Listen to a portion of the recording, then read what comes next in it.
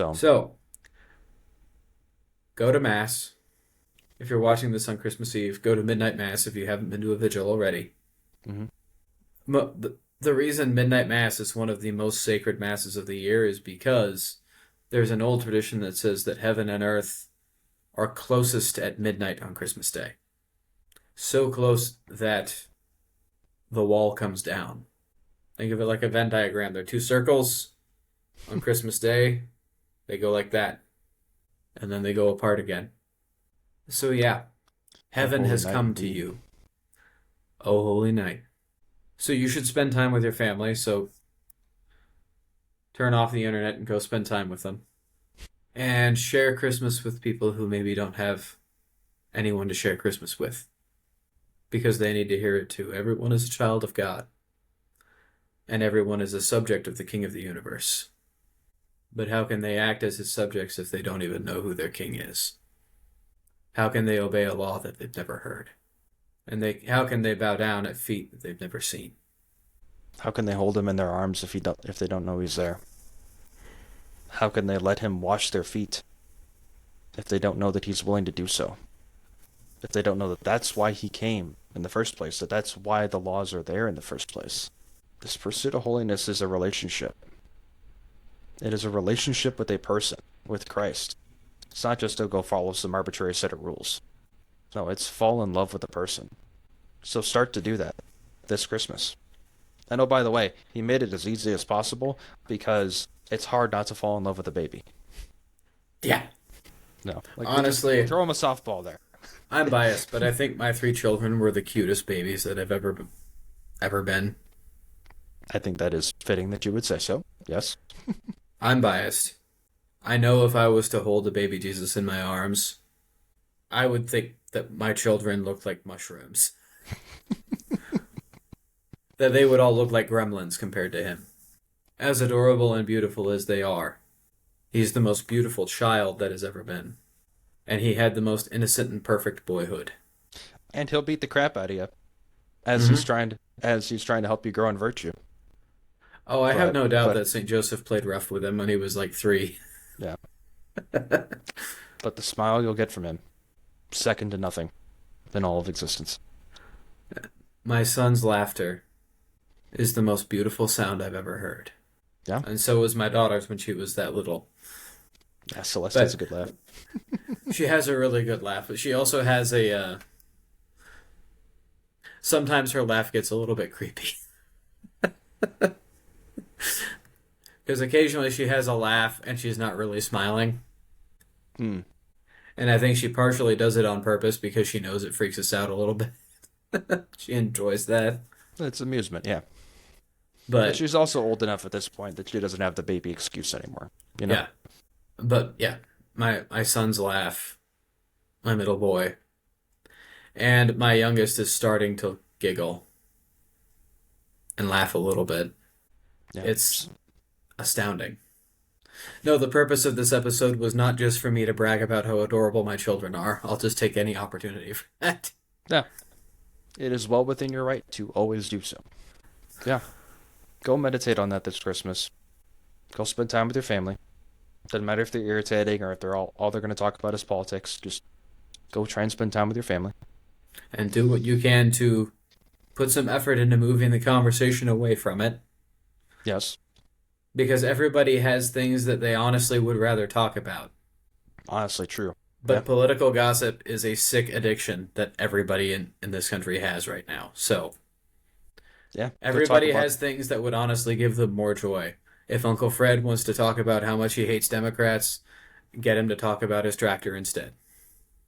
Maybe that's why we have so many football games at holidays now. Because people instinctively realize that we need a better thing to spend our time with than political talk.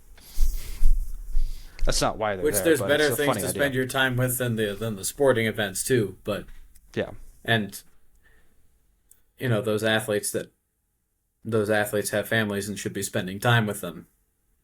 But do better than them and spend the time with your Well, they family. don't have a choice. They get fired if they don't show up. So Maybe. And yeah, not just with your family too, but it's not a bad idea to go out of your way to try and share the joy of Christmas with somebody else who doesn't have that, you know? And maybe that involves, a late Christmas party for folks. Maybe it involves just inviting a friend to the normal family party. Normally it's for family, but you know what? This friend is kind of hanging out. Why not bring him along? Why not invite him along? He's lonely. Maybe his blood family lives too far away. Yeah. He doesn't have that many other good friends besides you. Why not? Yeah. It's just a simple act of charity, and like, Could is be it a your problem? college roommate. If you live in the town that your college is in, and your roommate lives across the country, well, Bring him with. bring him with you. And maybe you have the temptation, like, well, wait, no, Christmas is for our family, and it's special if if it's just for us. Just remember, it's not about you, as we've said before, and it never was about you. Remember, Christ is his king too. Anybody you see, your king has come. Your king is here. But remember, when you pass a homeless man on the street, Christ is his king too. Exactly. And Christ would wash his feet just as soon as he would wash yours. Yeah. Maybe even sooner. Maybe. He Perhaps in probably closing. here's what our Lord would here's how I see our Lord doing it. He bends down, washes the hobo's feet. Some businessman gets upset, and our Lord turns around and say, "You're wearing shoes. What are you upset about? Your feet are clean. You got shoes on. Maybe they stink, but his are covered in mud. There's a clear difference here." So perhaps in closing, one final piece of advice. Christmas, the music, the lights, the food, the celebration, it's not done here. It's not done after the day. Because your No, king we're just showed starting. up. The baby We're just just showed up. This is why us Catholics have an entire season of Christmas. Because it deserves a proper celebration. That's why we have an octave. I had this thought today because I had literally nothing to do at my desk today. People should want a Catholic confessional state. People with jobs should want a confessional state because you know what that would mean? That would mean more days off of work. No, it would. Both It of the would. octaves, every solemnity, every holy day of obligation, every local holy day would be a day off of work. Can you imagine if you got Christmas Day and the next 7 days off? Mm-hmm. The entire octave. Wouldn't that be awesome? It would be pretty special, and it would be the right way to celebrate it. And that's Honestly. what we ought to do. Yeah, just take the whole week off. If you can. If you got We the have- time. Because our king showed up. And so, sorry, I'm going to be busy. Doing all the things that you might expect for when a king shows up. I'm taking Also- Christmas vacation. For when a baby shows up.